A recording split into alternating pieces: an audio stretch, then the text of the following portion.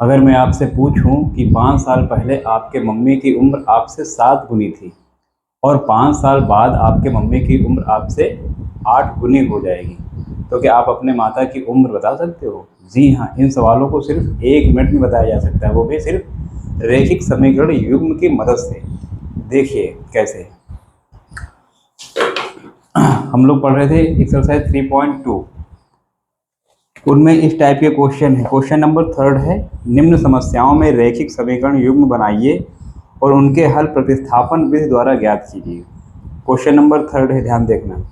Question number 3 के 6 part हैं। सबसे पहले हम 6 वाला पार्ट ही बता रहे हैं, ठीक है। देखिए 3.2 एक्सरसाइज है, एनसीईआरटी। कहा कि 5 वर्ष बाद जैकब की आयु उसके पुत्र की आयु से 3 गुनी हो जाएगी। 5 वर्ष पूर्व जैकब की आयु उसके पुत्र की आयु की 7 गुनी थी। उनकी वर्तमान आयु क्या है? देखिए, ऐसे सवालों को जब भी अगर आपसे कोई पूछे डेली लाइफ में भी या सवालों में, तो उन्हें कैसे सॉल्व करते हैं, देखिए सिर्फ 2 मिनट लगेंगे। फिर से पढ़ते हैं। 5 वर्ष बाद जैकब की आयु उसके पुत्र की आयु से 3 गुनी थी, 3 गुनी हो जाएगी।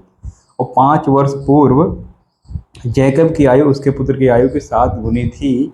उसकी वर्तमान आयु क्या है? तो सबसे पहले जैकब की आयु हमें नहीं पता है, ना तो उसके पुत्र की आयु पता है। और जब नहीं पता होती है तो हम लोग क्या करते हैं, गणित में मान लेते हैं। तो क्या हो जाएगा? क्वेश्चन आप लोग ये एनसीईआरटी बुक से देख लेना, क्योंकि लिखने में बहुत टाइम लगेगा। देखिए 5 वर्ष बाद जैकब की आयु, ध्यान से देखो, तो लिखेंगे माना जैकब की आयु, the age of Jacob x वर्ष, वर्ष है तो वर्ष लिख दो। उसके पुत्र की आयु, उसके पुत्र की आयु कितनी हो जाएगी? उसके पुत्र की आयु हो जाएगी वाई वर्ष, क्योंकि अभी हमें किसी की आयु नहीं पता है। अब देखो, अब प्रश्नानुसार आते हैं, यानी जो प्रश्न में दे रखा होगा कि 5 वर्ष बाद जैकब की आयु उसके पुत्र की आयु से 3 गुनी हो जाएगी। अब 5 वर्ष बाद लिखते हैं प्रश्नानुसार, ऐसे देखो, प्रश्नानुसार यानी अकॉर्डिंग टू द क्वेश्चन 5 वर्ष बाद, 5 वर्ष बाद देखिए क्या होगा। 5 वर्ष बाद बहुत कुछ हो जाता है, बहुत कुछ बदल भी जाता है। 5 वर्ष बाद जैकब की आयु क्या होगी? 5 वर्ष बाद जैकब की आयु जो है कितनी हो जाएगी भाई? अभी मान लो x वर्ष है, जैसे हमने कहा हमारी 20 वर्ष है अभी आयु। 5 वर्ष बाद क्या हो जाएगी? 25 हो जाएगी। तो उसी तरह अभी इसकी x है, 5 वर्ष बाद का मतलब इसमें 5 जोड़ दो, ठीक है, तो ये क्या हो जाएगी? x plus 5। अच्छा, उसके पुत्र की भी तो आयु होगी 5 वर्ष बाद। उसके पुत्र की आयु यानी age age of his son क्या हो जाएगी? उसके पुत्र की आयु आयु क्या थी? y थी, उसमें भी 5 वर्ष जोड़ दिया जाएगा।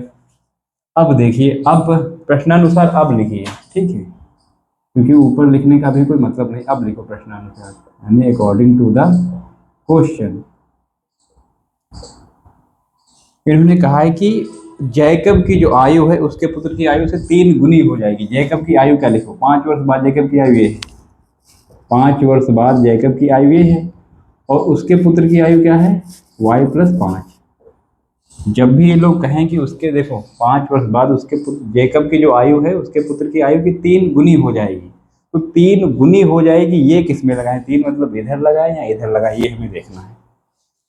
अच्छा देखो, अगर हम 3 इधर लगा देंगे तब तो ये और ज़्यादा हो जाएगा, है कि? तब तो बराबर नहीं हो पाएगा, यानी 3 इधर लगाएंगे। इस ये क्या है? इसका पुत्र है। जैसे आपके मान लो पिताजी की आयु 40 वर्ष है, 60 मान लो, आपके पिता की आयु 60 वर्ष है, और इधर हमने मान लिया तुम्हारी आयु 20 वर्ष है, ठीक है। तो अगर हम 3 से गुणा करा देंगे तो 60 वर्ष आ जाएगा। बात समझ में आई? यानी इन क्वेश्चनों में ये ध्यान रखा करो कि किधर गुना लगाना है, यानी इधर गुना नहीं लगाना है। इन्होंने क्या पूछा है कि उसके पुत्र की, यानी पुत्र की आयु, यानी जिससे का की के का मतलब क्या होता है? गुणा, यानी पुत्र की आयु 3 गुनी हो जाएगी, तो ये हो जाएगा। अब इसे सॉल्व कर लेते हैं। देखिए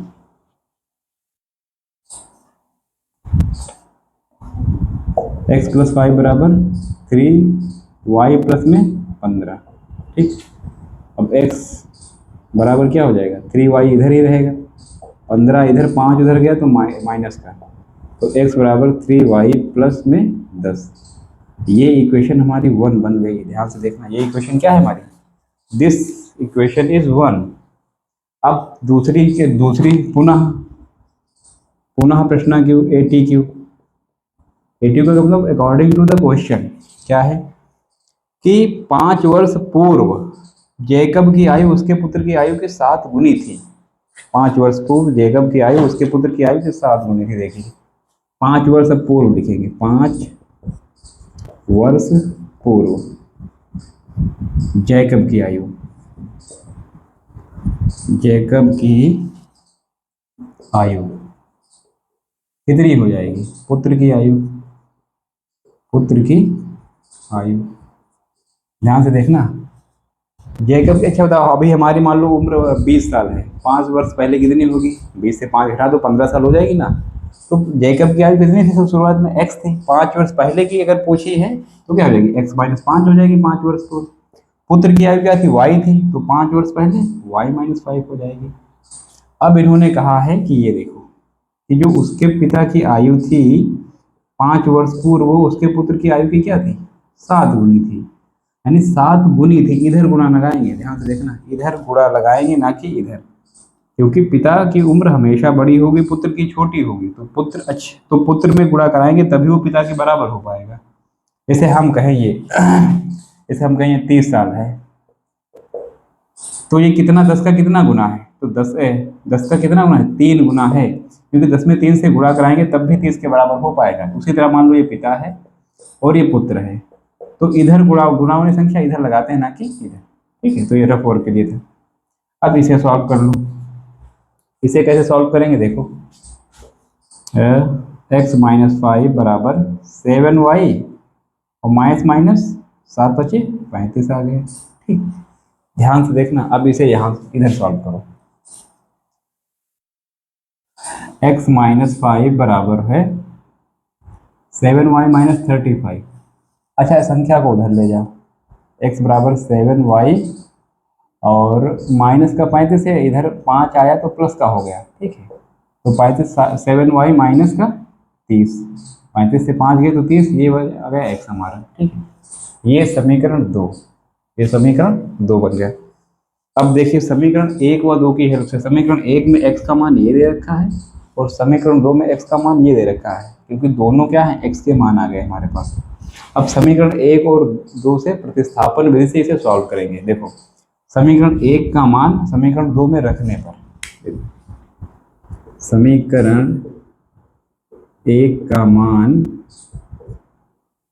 समीकरण 2 में, समीकरण 2 में प्रतिस्थापित करने पर, ऐसे लिख देना, प्रतिस्थापित करने पर या आप लोग ये लिख सकते हो समीकरण 1 से x का मान जो है समीकरण 2 में प्रतिस्थापित करने पर या रखने पर, या ऐसे कर सकते हो समीकरण 2 का मान इसमें रखो, सेम ही आंसर आएगा, ठीक है। तो देखो रखो, x का मान रख दो यहाँ पर। समीकरण 1 से x का मान क्या है, समीकरण 1 से x का मान है 3y प्लस 10, 3y प्लस 10 बराबर क्या है, बराबर समीकरण 2 है ये 7y माइनस का 30।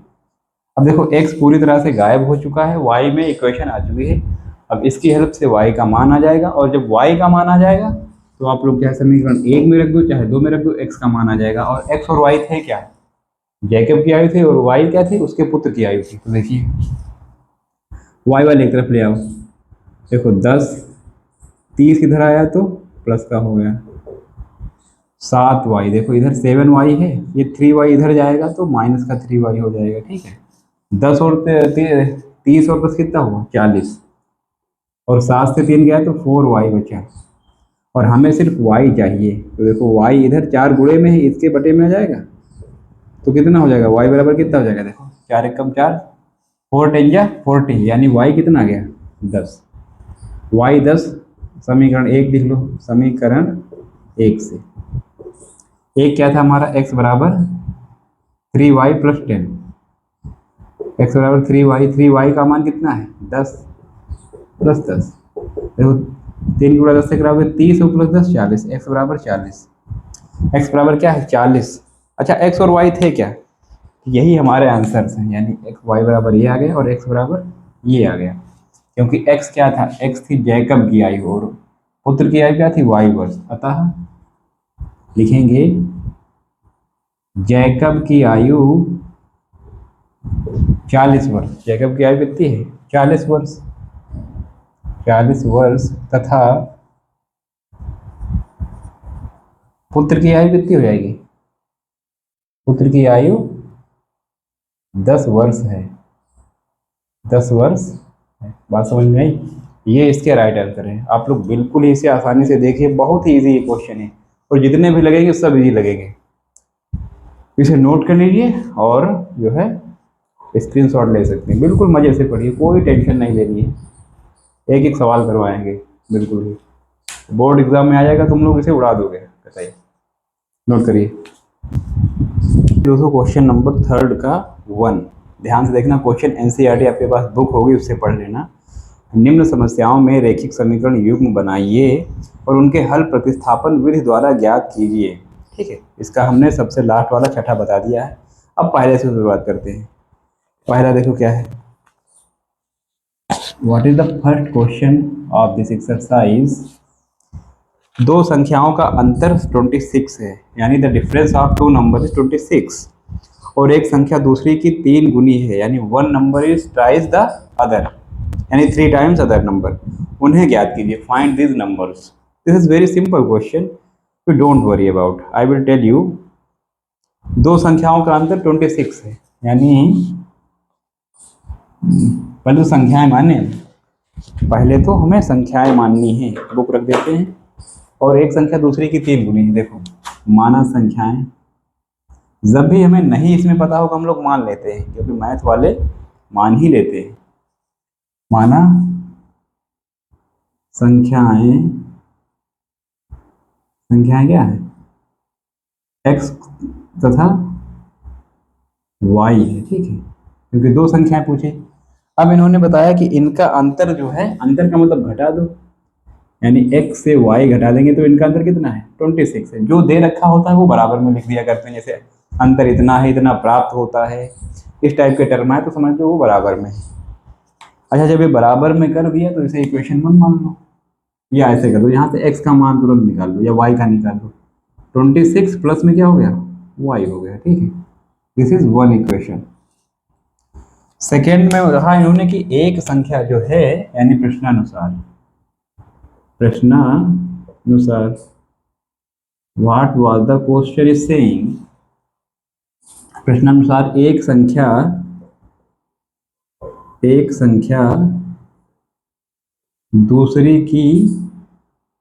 दूसरी संख्या की 3 गुनी है, 3 गुनी है। ये बहुत आसान क्वेश्चन देखा, यानी एक संख्या हमने क्या मान ली, कोई संख्या ले लो x मान लो, वो दूसरी संख्या की क्या है, देखो x है, वो दूसरी संख्या y है, इसकी क्या है 3 गुनी है, 4 गुनी 5 गुनी उसको बराबर में लिखते हैं। 3 गुनी है तो इधर 3 से, यानी दूसरी संख्या की 3 गुनी, जैसे नहीं पिता की उसके पुत्र का 3 गुना है, पिता का 3 गुना है, नहीं पिछले क्वेश्चन में पढ़ा था।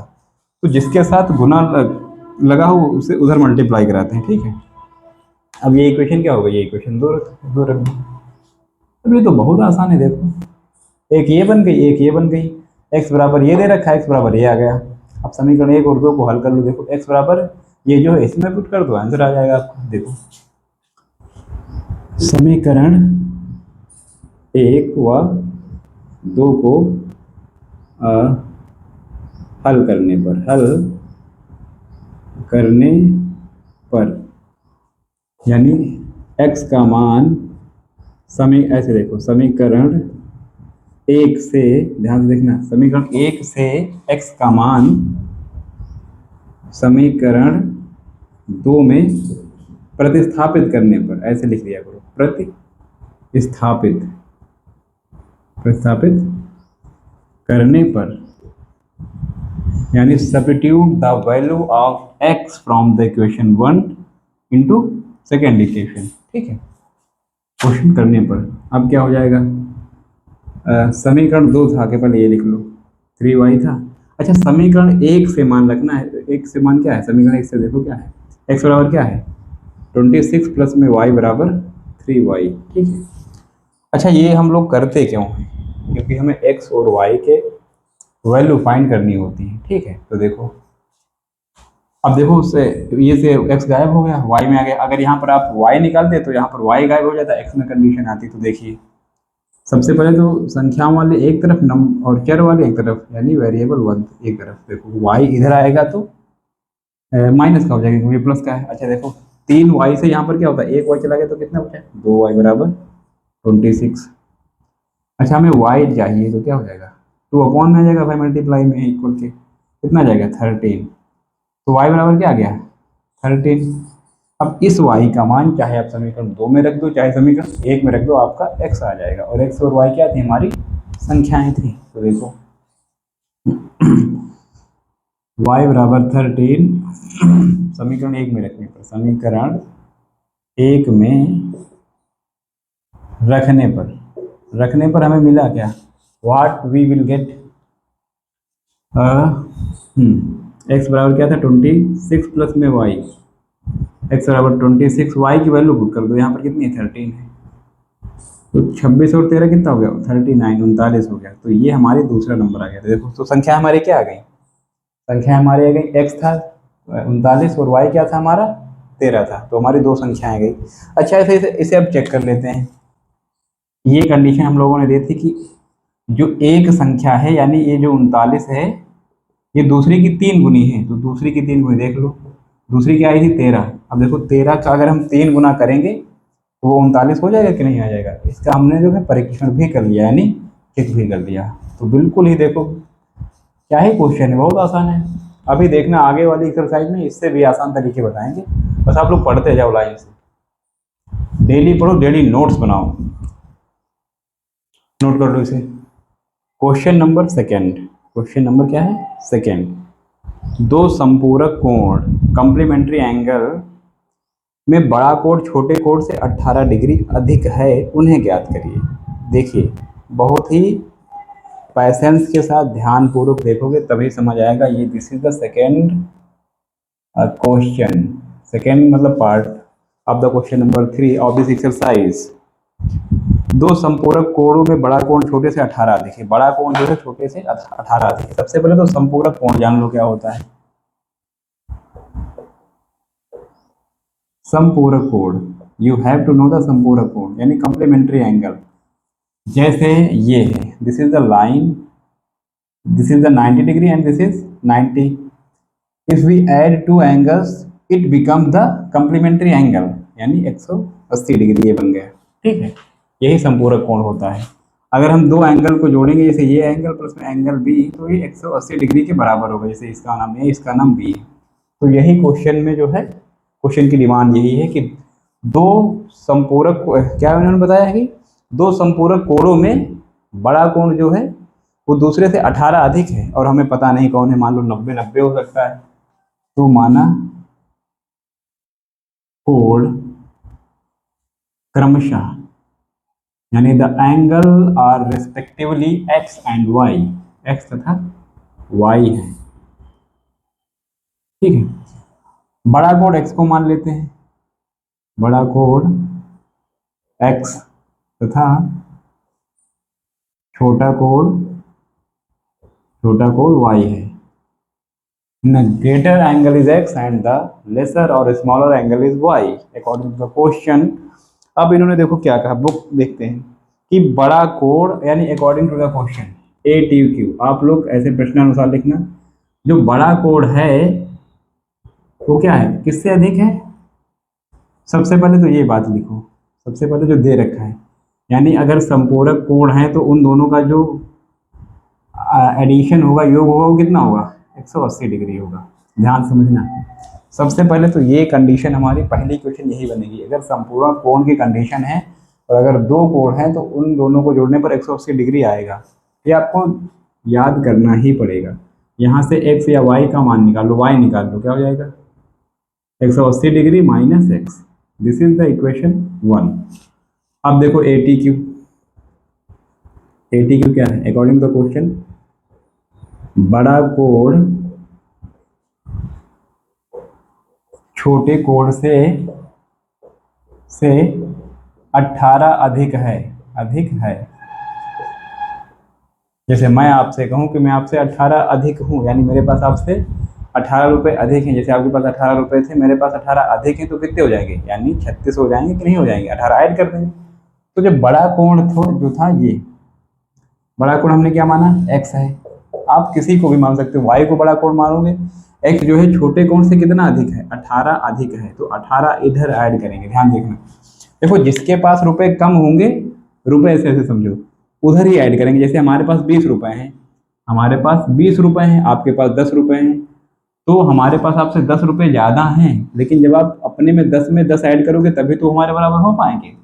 तो इसी तरीके से याद करो कि अगर बड़ा कोण x है और छोटे कोण से 18 अधिक है, तो इधर ऐड करेंगे, ना कि उधर। यहीं पर आप लोग कंफ्यूज हो जाते हो कि इधर ऐड करें, इधर गुणा कराएं। अगर फिर भी ना समझ में आए तो कमेंट में जरूर पूछिए, हम तो यही है ना। x बराबर वाई प्लस 18, ठीक है। This is the second equation, यानी दो। अब देखो यहाँ पर जो है y का मान समीकरण 1 और 2 को हल कर दो, यानी समीकरण 1 व 2 को हल करने पर जैसे यहाँ पर हमने y का मान निकाला था, अगर x का निकाल लेते तो डायरेक्ट x का रख देते, लेकिन कोई बात नहीं, y दे रखा है तो यहाँ पर y की वैल्यू प्रतिस्थापित कर देंगे।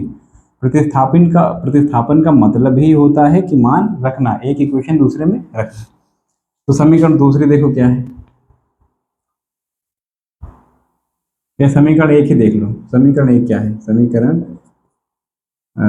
एक क्या है, y बराबर 180 डिग्री माइनस एक्स, ठीक है। अब इसमें देखो y पर है, x बराबर वन रख दो समीकरण 2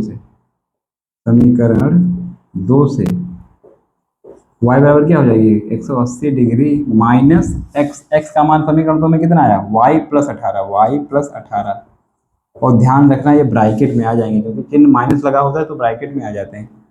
आप इसमें कंफ्यूज मत होना, चाहे आप देखो y का मान उठाकर यहाँ पर रख देते हैं तो x में आ जाती, तब भी हल कर लेते, लेकिन हमने क्या किया, समीकरण एक ऐसे ही रख दिया उठाकर।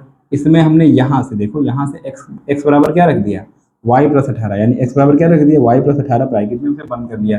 ब्रैकेट में क्यों बंद किया, क्योंकि यहाँ पर माइनस हो, जब भी माइनस हो अलर्ट हो जाओ, यानी सावधान हो जाओ, नहीं तो गड़बड़ हो जाएगा। ये डिग्री है, देखो माइनस से गुणा करेंगे, माइनस और माइनस प्लस माइनस 18, ठीक है। 18 डिग्री है तो डिग्री मान लो, 180 से 18 गए तो कितना बचा, 162 डिग्री और माइनस का y। अच्छा देखो y इधर वाला तो ये था, इधर आया तो कितना हो गया, माइनस का इधर आया प्लस हो गया, तो y कितने हो गए, y 2y आई नहीं होते हैं, आई 2y, उसी तरह y 2y।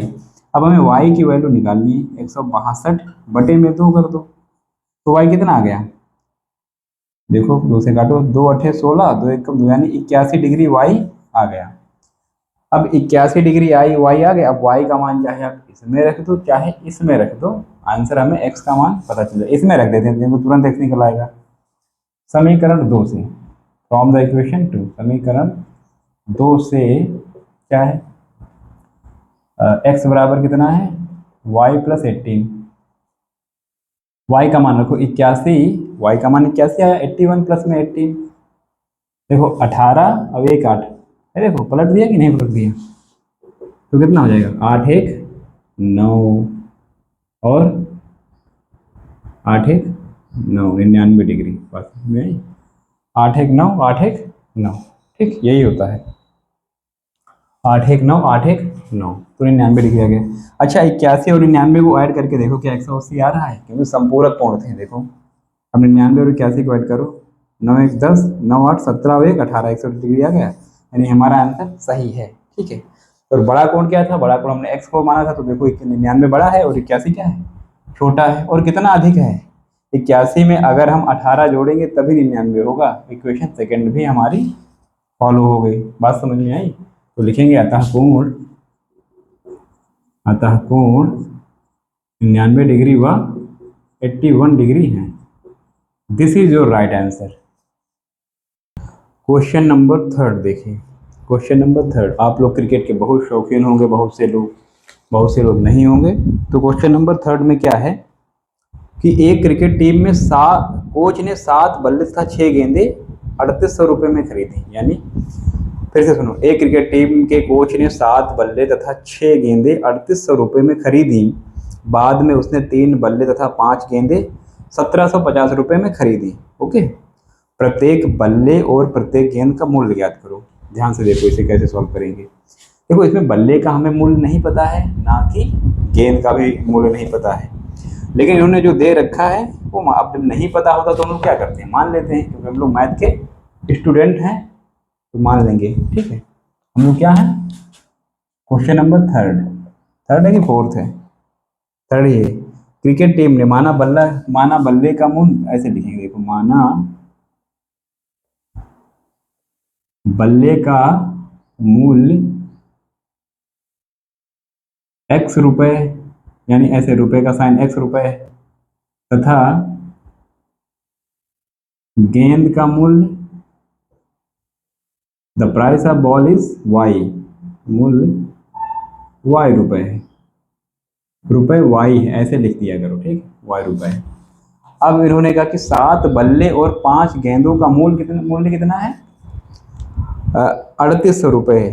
5 नहीं है, 7 बल्ले तथा 6 गेंदे मिलकर 3800 रुपये में खरीदी जाती हैं। तो देखो 7 गेंदे हैं, अब देखो 7 गेंद हैं, लेकिन 7 गेंद हैं तो एक का जब हमने x माना बल्ले का मूल्य 1x है, तो बल्लू का 7x से कितना हो जाएगा, 7 का 7x हो जाएगा। ठीक है, इधर y भी है, 6 गेंदे हैं, देखो एक का y है तो 6 से गुणा कर देंगे, 6y।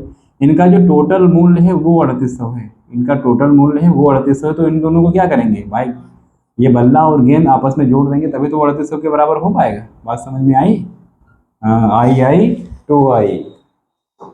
तो देखिए यहाँ पर इससे अब हम जो है x और y का मान निकाल देते हैं। देखो कैसे, अभी इक्वेशन सेकंड भी हल करना बाकी है। यहाँ पर से जो है हम लोग y का ही मान निकाल लें या x का निकाल लो। 7x बराबर क्या हो जाएगा, 3800 माइनस का 6y उधर भेज दो। ठीक है, हमें x निकालना है, 3800 माइनस 6y अपॉन में 7। देखो ये गुणे में बटे में, पहले देखो 6y को उधर भेजा, प्लस का था माइनस का हो गया। अब 7x था, अब देखो हमें x की वैल्यू फाइंड करनी होती है, तो x को अकेला छोड़ते हैं। हमें जिसका मान निकालना होता है उसको अकेला छोड़ते हैं, और अकेला रहना ही क्या होता है, मतलब मान निकला था और क्या होता है। आप लोग क्या कुछ और सोच रहे हैं? देखो अकेला का मतलब सिंगल नहीं हो आप लोग, सिंगल हो। x बराबर 3800 माइनस 6y बराबर 7। तो दिस इज द इक्वेशन 1। अब सेकेंड है पुनः प्रश्नानुसार। पुनः इन्होंने क्या बता रखा है, पुनः बताया है कि हाँ 3 बल्ले तथा 5 गेंदे 1750 में खरीदी। देखो 3 बल्ले तथा 5 गेंदे उन्होंने कितने में खरीदी, 1750 में खरीदी। अब 3 बल्ले 5 गेंदे भाई जोड़कर ही तो खरीदेंगे। देखो 3 गेंदे यानी वही बल्ले, 3 बैट्स एंड 5 बॉल्स परचेड इतने रुपए में। ठीक है, अब ध्यान से देखो अब ध्यान से देखना है, इसमें भी चाहे x का मान निकाल लो चाहे y का मान निकाल लो। x का ही निकाल लेते हैं या y का निकाल लेते हैं, क्योंकि इसमें x का निकाला, इसमें y का निकाल के x का मान रख देंगे, वहां पर आ जाएगा आंसर हमारा। ठीक है, देखो यहाँ पर 3x प्लस में 5y, या y को उधर भेज दो, 1750 माइनस का 5y अपॉन में, पहले अपॉन इतने रखो, अब x बराबर कितना आ जाएगा, 1750 माइनस 5y अपॉन में 3 आ जाएगा। अब देखो इसका मान यहाँ पर रख दो, थोड़ा पानी पी लेते फिर पढ़ाते हैं।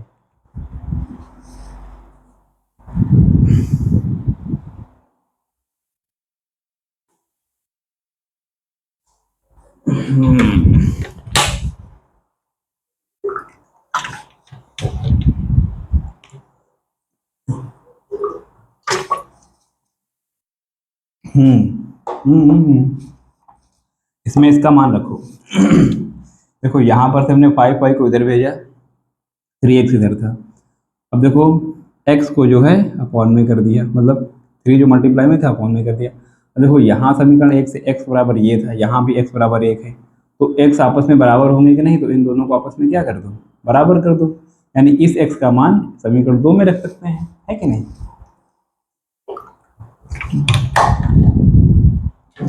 या आप लोग कंफ्यूज मत होना, जैसे बहुत से लोग क्या करते हैं इसमें, यहाँ से y निकाल लेते हैं, y में जब निकालेंगे तो x वाला ये इधर आ जाएगा, फिर x का मान उठाकर वहाँ रख देते हैं। इसके कई सारे तरीके हैं, लेकिन जो तरीका आपको आसान लगे वो आप कर सकते हो। जो हम बता रहे हैं या आपको कोई नया तरीका पता है तो उससे सॉल्व कर सकते हो, कोई इसमें वो ये तो है नहीं कि आपको यही करना है। तो देखिए क्या होगा। हाँ, दिस इज द इक्वेशन 1, समीकरण 1 हुआ। समीकरण 1 से x का मान समीकरण 2 में प्रतिस्थापित करने पर, प्रतिस्थापित करने पर देखिए क्या हो जाएगी। प्रतिस्थापित कर दो समीकरण 1 से x का मान समीकरण 2, समीकरण पहले 2 लिख लो। यहाँ पर देखो x बराबर क्या है 1700, अरे यार 1750 माइनस का 5y अपॉन में 3। ठीक है, ये x बराबर दे रखा था, और इधर क्या है देखो, ये तो समीकरण 2 थी, ठीक ठीक। अब हमने क्या कहा, समीकरण 1 से x का मान रखो, x का मान इधर रखेंगे ना कि उधर, ठीक है। तो x का मान क्या है समीकरण 1 में, ये देखो 3800 माइनस का 6y अपॉन में 7 बराबर क्या है इधर 1750 माइनस का 5y अपॉन में 3, ठीक है। तो देखो इससे इधर मल्टीप्लाई करा दो, इससे इधर मल्टीप्लाई करा दो, आ जाएगा। देखो 3 से करो तो 3800 माइनस का 6y बराबर क्या है, बराबर 70। इधर 7 से गुणा करा दो, ये बड़ा लंबा सवाल जाएगा। हमने ही लंबा रास्ता चुन लिया, तब क्या आसान रास्ते नहीं चुनते हम लोग। गुणा करा दो देखो, क्योंकि अगर उससे लगाते तो शायद आसान पड़ता, गुणा ही करा दो, क्या होगा, कोई दिक्कत नहीं है भाई। 0 गुणा कराओ 0, 3 की 0 से पीछे गुणा कराया करो। 3 अट्ठे 24 के 4, हासिल लगे 2, 3 3 9 2 11, 9 2 11 हो जाओ, माइनस का 3 18, 18y बराबर गुणा कराओ 7 0 0, 7 5 35 के 5, 7 7 49 और 3 हासिल 3 लगे थे ना, कैरी 3, 7 7 49 और 3 52, फिर हासिल लगे 5, 7 एकम 7 5 12, यानी 12,250, इधर 11,400, इधर कितना है 7 बचे 35 का y, 35y, 7 बचे 35 माइनस का 35y। अब देखो y वाले एक तरफ ले जाओ, 18y इधर है, 35y इधर आया तो प्लस में आ गया 35y, संख्या वाले एक तरफ 12,250 है, ये 11,400 उधर गया तो माइनस का 11,400। 35 से 18 के कितना बचा, 15 से 8 गए तो 7, और 2 से गया तो 1, 17y बचा कि नहीं बचा। अब इससे इसे घटाओ, अगर मान लो आपको घटाना भी नहीं आता है तो आप लोग पहले घटाने वाली क्लास देख कर आओ। 0 5, 12 से 4 गए तो 8 बचा, 12 से 4 गए 8, ध्यान से देखना, 12 से 4 गए 8, इधर 1 से गया 0, 1 से गया 0, यानी 850 बचा, 850। अब हमें y चाहिए 850 बटे में कितना 17। मान लो आपको 850 नहीं आता तो पहाड़ा तो आता है 17 का, 17 एकम 17, 17 पचे 85 या 85 या 85 बराबर, और 0 1 देखो 17 एकम 17, 17 5 जा 85, और 0 1 अपने आप से लगा दिया, तो y बराबर कितना आ गया, y बराबर 50। y बराबर 50 का मतलब जो गेंद का मूल्य है 50 रुपये है, और बॉल का मूल्य x था, अभी x का मान निकाल लेंगे। अब देखो यहाँ पर से समीकरण 2 ही निकाल लो, समीकरण 2 से क्या है, ये समीकरण 2 से ध्यान से देखना, 2 से क्या हो जाएगा, 2 से होगा x का मान क्या है 1750 माइनस का 5y/3। अब देखो x बराबर 1750, y का मान कितना है 50/3। अब देखो 25 पंचे, देखो 25 पंचे कितना होगा, अरे 50 की 5 से गुणा कराएंगे तो 250 आ जाएगा। और 1750 से 250 गए भाई, 1750 आपके पास रुपए थे, 250 हटा दो कितने बचे 1500। 1500 बचे कि नहीं बचे, 1500 बचे, बटे में 3 है। ध्यान से देखना y बराबर कितना आ गया 50 रुपए। और पाँच पाँच पाँच की 5 गुणा 25 यानी 250 हुआ, और 1750 से 250 गए तो बचा 1500 बटे में 3 का मतलब 3। अब 3 से काटो, 3 बचे 15 और 2 जीरो अपने आप से लगा दो, तो ये क्या आ गया 500 रुपए। तो अतः लिखेंगे, अतः एक गेंद, एक बल्ले का मूल्य 500 रुपए तथा गेंद का मूल्य 50 रुपए है। बात समझ में आई? आई 2 आई। इसका आंसर चेक करते कर लो, देखते हैं इसका आंसर क्या है। 3.2 का क्वेश्चन नंबर 3 का 4th वाला पार्ट, x बराबर 500 y बराबर 50 रुपए, करेक्ट आंसर। आप लोग नोट कर लीजिए इसको। क्वेश्चन नंबर 4th वाला देखिए क्या है, 4th में क्या है, ध्यान से देखो। एक नगर में टैक्सी के भाड़े में एक नियत भाड़े के अतिरिक्त चली गई दूरी पर भाड़ा सम्मिलित किया जाता है, यानी शामिल किया जाता है। 10 किलोमीटर की दूरी के लिए भाड़ा 105 रुपये है, ठीक है, तथा 15 किलोमीटर की दूरी के लिए भाड़ा 155 रुपये है। नियत भाड़ा तथा प्रति किलोमीटर भाड़ा क्या है? एक व्यक्ति को 25 किलोमीटर यात्रा करने के लिए कितना भाड़ा देना होगा? देखो ऐसा है कि हम जैसे टैक्सी से जा रहे हैं तो हमें टैक्सी का तो 25 रुपये देना ही पड़ेगा, लेकिन कुछ अलग से 10-5 रुपये देने पड़ेंगे, यानी वो नियत है, यानी वो फिक्स है। ध्यान से समझना, अतिरिक्त किराया है। जैसे यहाँ से मान लो हम चले हरदोई से लखनऊ, तो 100 रुपये तो किराया है उसका टैक्सी का, और 10 रुपये अतिरिक्त लेते हैं। तो वही इन्होंने बताया कि एक नगर में टैक्सी के भाड़े में एक नियत भाड़े के अतिरिक्त चली गई दूरी पर, यानी जितनी दूरी होगी उसी के हिसाब से भाड़ा लगता है, तो नियत भाड़ा इतना है, ठीक है। तो सबसे पहले मान लेते हैं। 4th वाला देखो, माना नियत भाड़ा देखो मान लेते हैं x, नियत भाड़ा x तथा टैक्सी के भाड़े में तथा चली गई दूरी भाड़ा समझ, तथा चली गई दूरी के लिए भाड़ा y है। अब देखो, तथा चली गई दूरी के लिए भाड़ा y है, y रुपए है, y चली गई दूरी के लिए ब्रैकेट में लिख सकते हो टैक्सी द्वारा, या चली गई दूरी के लिए भाड़ा क्या है? चली गई दूरी के आधार पर, चली गई दूरी के आधार पर, ये लिखो, चली गई दूरी के आधार पर, यानी जितनी दूरी चलेगी उसके हिसाब से आधार पर भाड़ा, यानी किराया कितना है, y रुपए टैक्सी द्वारा, ठीक है। अब प्रश्नानुसार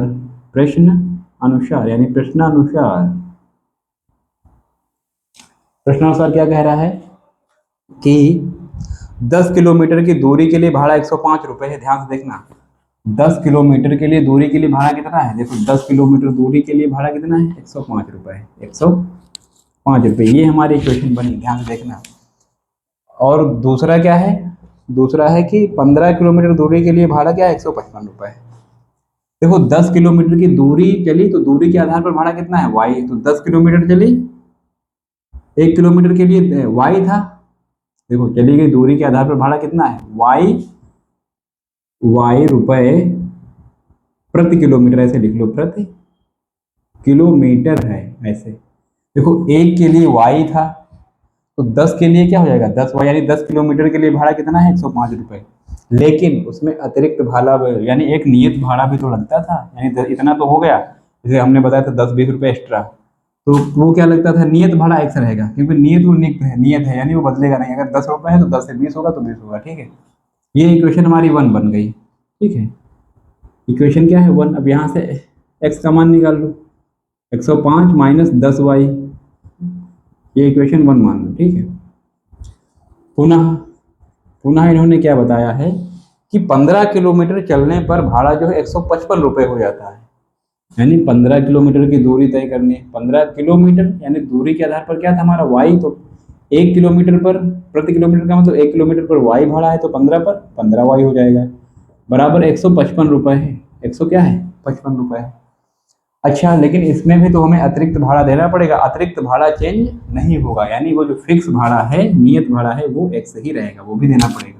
ये हमारी इक्वेशन हो गई सेकेंड। ध्यान से देखना, ये इक्वेशन क्या हो गई सेकेंड। अब देखो इसमें समीकरण 1 और 2 को हल करो। समीकरण 1 व 2 को हल करने पर देखो हम क्या करते थे, यहाँ पर भी x बराबर 15 को उधर भेजते थे, ठीक है। चाहे आप उस तरीके से कर लो, चाहे जो ये तरीका बताने जा रहे हैं, कोई भी तरीके अपनाओ, पर आपका मेथड सही होना चाहिए, आपको पूरे नंबर मिलेंगे एग्जाम में, ठीक है। तो देखिए x प्लस में 15y बराबर 155 है, तो समीकरण 2 में समीकरण 1 का मान प्रतिस्थापित करने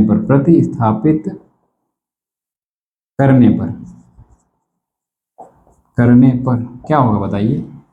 समीकरण 2 पहले लिख लो, x प्लस में 15y बराबर 155 है, और समीकरण 1 में x का मान क्या था, ये क्या है, x बराबर 105 माइनस 10y, ठीक है। देखो x का मान सिर्फ अभी रखा ये वाला 105 माइनस 10y, और इधर में 15y पहले से चल रहा था, समीकरण 2 से 15y। आप लोग रोक के देख लिया करो, अगर ना समझ आए, और फिर भी अगर ना समझ आता है तो आप लोग कमेंट जरूर करें, तो बताएंगे। अब देखो संख्याओं वाले एक तरफ देखो, 15y से 10y चले गए तो 5y वो भी प्लस का, क्योंकि बड़ी संख्या का चिन्ह लगता है। 155 से 105 उधर, क्योंकि 105 उधर माइनस चला जाएगा, तो देखो 5y बराबर क्या आ जाएगा, 155 से 105 गए तो 50 रुपये बचेगा। देखो 5 से 5 गया 0, फिर 5, 1 से गया 0, 50 रुपये बचा, यानी y बराबर कितना है 50। अब देखो 5y बराबर 50 आया, तो y बराबर कितना आ जाएगा 50 बटे में 5, तो y बराबर कितना 10, यानी y बराबर क्या है 10 रुपये है। 10 रुपये किराया होगा प्रति किलोमीटर, ऐसे लिख लो, ठीक है। y बराबर 10 आ गया। अब इन्होंने अलग से क्वेश्चन पूछ दिया है कि 25 किलोमीटर यात्रा करने के लिए भाड़ा देना होगा, यानी तो लिखेंगे 25 किलोमीटर चलने के लिए भाड़ा बराबर क्या हो जाएगा। देखो सबसे पहले तो जब y आ गया था तो यहाँ से हम लोग x निकाल लें। x का मतलब ये समीकरण 1 से क्या है, x बराबर 105 माइनस 10y है। y का मान कितना आया 5 आया, y का मान 10 आया। देखो 105, 10 की गुणा 10 से तो 100 आया, उस 105 से 100 गया तो 5, x बराबर कितना आया 5 रुपये। यानी जो एक्स्ट्रा किराया पड़ रहा था, अतिरिक्त किराया, वो नियत था, यानी फिक्स था, कितना था 5 रुपये था, और ये प्रति किलोमीटर के हिसाब से 10 रुपये पड़ रहा है। अब 25 किलोमीटर चलने के लिए भाड़ा कितना होगा, देखो 25 किलोमीटर चलने के लिए भाड़ा 25y हो जाएगा, क्योंकि 1 किलोमीटर के लिए y है, तो 25 के लिए 25y हो जाएगा। लेकिन क्या है, लेकिन अतिरिक्त भाड़ा भी तो इसमें जुड़ेगा, यानी वो क्या हो जाएगा, वो अतिरिक्त यानी नियत भाड़ा भी जुड़ेगा। तो इसे सॉल्व कर लो, x का मान 5 रुपये, इधर 25, y का मान 10 रुपये, पहले गुणा करो, 25 दहम 250, और 250 5 कितना हो गया 255 रुपये जो है आपको भाड़ा या किराया देना पड़ेगा। This is your right answer, you can write down from here.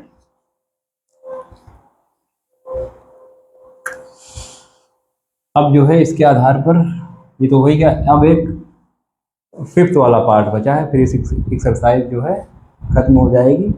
तो इसके बाद अगली एक्सरसाइज पढ़ेंगे विलोपन। विलोपन का मतलब होता है गायब हो जाना, भाग जाना। आप लोगों ने गांव की कहानी सुनी होगी, क्यों गायब हो गया, उसकी लड़की गायब हो गई, उसका लड़का भाग गया। तो उसी के आधार पर हम लोग एक्स और वाई के मान भी सीखेंगे, बिल्कुल इंटरेस्टिंग तरीके से, कोई आपको बोरियत महसूस नहीं होगी। क्वेश्चन नंबर 5 है, यदि किसी भिन्न के अंश और हर दोनों में दो दो जोड़ दिया जाए, दो जोड़ दिया जाए तो वह 9/11 हो जाती है। हमने बताया जब भी हो जाए, प्राप्त हो जाए, उसको बराबर में लिखते हैं। यदि अंश और हर दोनों में 3 जोड़ दिया जाए तो 5/6 हो जाती है। देखो सबसे पहले इन्होंने क्या बताया, 9/11 हो जाती है जब 2 ऐड किया जाए, जब 3 ऐड किया जाए तो कितनी हो जाती है, 5/6 हो जाती है। तो भिन्न हमें निकालनी है, भिन्न। भिन्न का मतलब भिन्न भिनाना नहीं, भिन्न। भिन्न देखो होती क्या है, सबसे पहले तो आपको भिन्न पता होनी चाहिए। भिन्न, भिन्न क्या होती है, भिन्न का मतलब फ्रैक्शन, फ्रैक्शन, ठीक है। फ्रैक्शन का मतलब जो इसके रूप में हो, जैसे 5/6, 7/8 इसके रूप में, ठीक है। अब जब नहीं कुछ पता है तो क्या हो जाएगा, x बटा में y, यानी x का मान कुछ होगा, y का मान कुछ होगा। बात समझ में आई, आई 2y, आई 2y, माना भिन्न बराबर फ्रैक्शन x अपॉन में y, भिन्न ये माने जाते हैं, ठीक है। अंश और हर से ही तो भिन्न बनती है भाई। भिन्न होता क्या है, देखो अगर हम भिन्न की बात करें तो भिन्न होता है अंश बटे में हर, यही तो भिन्न होती है। हमने मान लिया अंश x है, y हर क्या है, y है, तो माना भिन्न ये है। अंश क्या है, अंश x तथा हर y है, ऐसे मान लो। माना भिन्न ये है और अंश उसमें x है और तथा हर क्या है, y है, हर y है। अब इन्होंने जो क्वेश्चन पूछा है उस पर बहुत आसान क्वेश्चन है, बहुत आसान। प्रश्नानुसार, प्रश्नानुसार क्या हो जाएगा, देखो इन्होंने की कहा कि अगर हम अंश और हर दोनों में 2 ऐड करते हैं, देख लें अंश और हर में जोड़ा है या सिर्फ खाली हर में जोड़ा है। कहाँ पर गई एक्सरसाइज,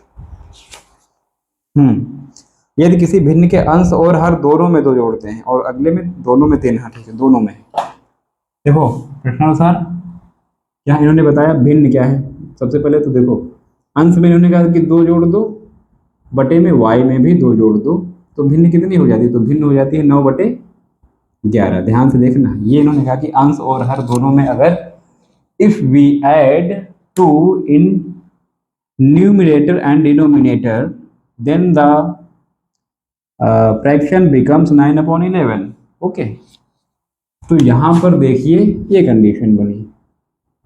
अब क्या करें, क्रॉस मल्टीप्लाई कराओ, 11x + 2 और इधर क्या आ गया 9y + 2, पूरा करा तो 11 कम 11x, 11 दूनी 22 बराबर 9y, 9 दूनी 18। संख्याओं वाले एक तरफ ले जाओ, देखो 11x बराबर 9y + 18 और उधर चला गया 22 तो माइनस का। आप देखो 9y 18 से 22 गए तो 4 बचा, लेकिन माइनस का, क्योंकि बड़ी संख्या का साइन रहता है, बराबर 11x। यहाँ से x का मान निकाल लो, 9y माइनस का 4 बटे में 11। This is the first equation. Okay, अब दूसरी में क्या कहा था इन्होंने, पुनः इन्होंने कहा कि अंश और हर में पुनः जब हम 3 ऐड करेंगे, अंश और हर में 3 ऐड करेंगे तो क्या हो जाएगा, 6 हो जाएगा। देखो सबसे पहली बात तो जो है अंश और हर ये था, ये भिन्न थी ना, अंश और हर ये था। अब इन्होंने कहा कि दोनों में 3 जोड़ दें, यानी ऊपर भी 3 हमने जोड़ दिया, बटे में 3, नीचे भी 3 जोड़ दिया, तो कितनी हो जाती है, तब जो भिन्न है वो 5/6 हो जाती है, यानी फ्रैक्शन, भिन्न का मतलब फ्रैक्शन 5/6 हो जाती है। ठीक है, अब इसमें भी वही कहानी करो, इसकी इससे गुणा, इसकी इससे गुणा, 6 से गुणा करो, 6x + 3 और देखो ये गुणे में इधर हो जाएगा, ये गुणे में क्या हो जाएगा, यानी 5 के गुणे में क्या, ये पूरा टर्म y + में 3 और देखो 6 कम 6x प्लस में 6 3 जा 18, 5y प्लस में 5 3 जा 18, 6 3 जा 18, 5 3 जा 18 नहीं होता यार, 5 3 जा 15 होता है भाई, पहाड़ा बोलते हैं, 5 3 जा 18। अब यहाँ से देखिए 6x बराबर 18, बराबर 5y बराबर 15। अब देखो संख्याओं वाले एक तरफ ले जाओ, 6x बराबर क्या है 5y प्लस में 15, 18 उधर गया तो माइनस का, तो 5y 18 से 15 गया तो माइनस का 3 बराबर 6x आ गया। ठीक है, बात समझ में आई?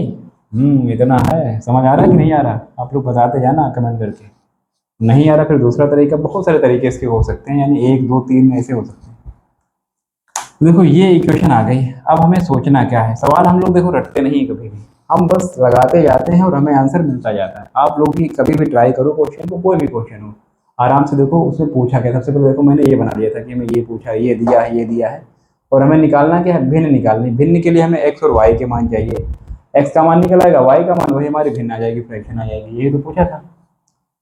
अब देखो यहाँ समीकरण 1 है, ये समीकरण 2 बन गए। यहाँ पर से या तो एक्स का मान निकाल लो या वाई का निकाल लो।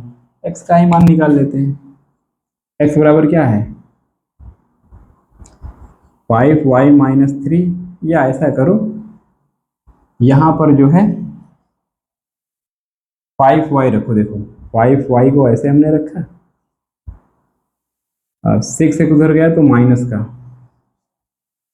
6x है, 3 उधर गया तो प्लस का। ध्यान से देखो 5y अपनी जगह पर रखा, 3 उधर गया 6 के इधर तो प्लस का 3x। ठीक है, अब y निकाल लो। y क्या है 6x प्लस 3 बटे में 5, 6x प्लस 3 बटे में 5। ये रहने दो, ये तो लंबा हो जाएगा। यहीं पर से x निकाल लो, लंबा हमें नहीं करना है। यहाँ पर से x का मान निकालो। देखो x बराबर क्या हो जाएगा, क्योंकि हम तरीका वो बताएंगे जो आपको आसान पड़े। This is the equation 2। अब देखो समीकरण 1 से x ये आया, समीकरण 2 से x बराबर ये आ गया। हम y का भी निकाल सकते थे, लेकिन हमने देखा वो जो है बहुत आपको लंबा क्वेश्चन पड़ जाएगा, उससे कोई फायदा नहीं। अब देखो समीकरण 1 से x का मान समीकरण 2 में प्रतिस्थापित करने पर क्या हो जाएगा। समीकरण पहले 2 लिख लो, जिसमें देखो प्रतिस्थापित किया जाता है वो लिख लिया करो। x बराबर, देखो ये समीकरण 2 है, समीकरण 1 बराबर क्या था, x बराबर ये था, तो x की जगह पर ये मान रख देंगे। ठीक है, 9y माइनस 4 अपॉन में 11 बराबर 5y माइनस 3 अपॉन में 6। अब फिर वही इसकी इससे गुणा कराओ, इसकी इससे गुणा कराओ। देखो 6 की गुणा 9y माइनस 4, 11 की उधर करा दो 11, 5y माइनस का 3। अब देखो 6 नेम 54 यानी 54y, 6 चौक 24, 11 पचे 55 y माइनस का 11 3 जा 33। अब y वाले एक तरफ लाओ। देखो 33 इधर आया तो प्लस का हो गया, और 24 ये पहले से इधर माइनस में मौजूद था। 55y इधर कर दिया हमने, और 54y को इधर कर दिया, 54y को इधर। उधर भी 55 को ले जाते तो माइनस में हो जाता। आप किधर भी ले जाकर, क्योंकि हम जिसका मान निकालना होता है उसे क्या करते हैं, अकेला छोड़ते हैं। देखो 33 से 24 गए तो कितना बचा, ध्यान देना कैलकुलेशन सही होनी चाहिए। 6 नेम 54, 6 की 4 से गुणा कराएंगे, 6 चौक 24 सही है। ठीक, अब देखो 33 से 24 गए तो कितना होता है, इधर देखो 6 और 3 9 बचे, और 55 से एक y गए तो y बराबर कितना गया 9। y बराबर क्या गया 9। जब y बराबर 9 आ गया तो समीकरण 2 से x का मान निकाल लो यहाँ से। हाँ, या समीकरण 1 से निकाल सकते हो। समीकरण 2 में y का मान रखने पर देखिए क्या है। समीकरण 2 हो है क्या, x बराबर 5y माइनस का 3 बटे में 6।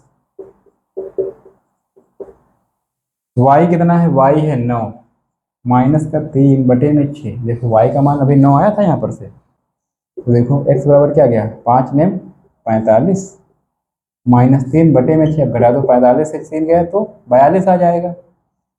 42 बटे में 6 का मतलब x बराबर कितना आ गया, x बराबर 6 से काटो 6 सत्ते 42, यानी हमारा जो x का मान आया 7 है, y का मान 9। तो भिन्न क्या होगी, अतः भिन्न, ये सबसे लास्ट में लिखना, अतः फ्रैक्शन भिन्न क्या हो जाएगी, x अपॉन y थी, मतलब x का मान 7 और y का मान 9। This is our right answer. देखते हैं, इसे चेक कर लेते हैं यही आंसर आ रहा है कि नहीं। आंसर मिलाना बहुत ही भैया जरूरी है। 7/9, देखो x का मान 7 आया और y का मान 9, तो भिन्न क्या है 7/9। अब अगली एक्सरसाइज में हम लोग पढ़ेंगे विलोपन विधि यानी एलिमिनेशन मेथड। बहुत ही इंटरेस्टिंग तरीके से, बिल्कुल भूलोगे नहीं कभी। तो आप लोग इसे नोट कर लो, स्क्रीनशॉट ले लो और दोस्तों को शेयर करो। अगर आप लोग इस पे नए हैं तो चैनल को सब्सक्राइब जरूर करें। मिलते हैं नेक्स्ट क्लास में, तब तक के लिए जय हिंद दोस्तों।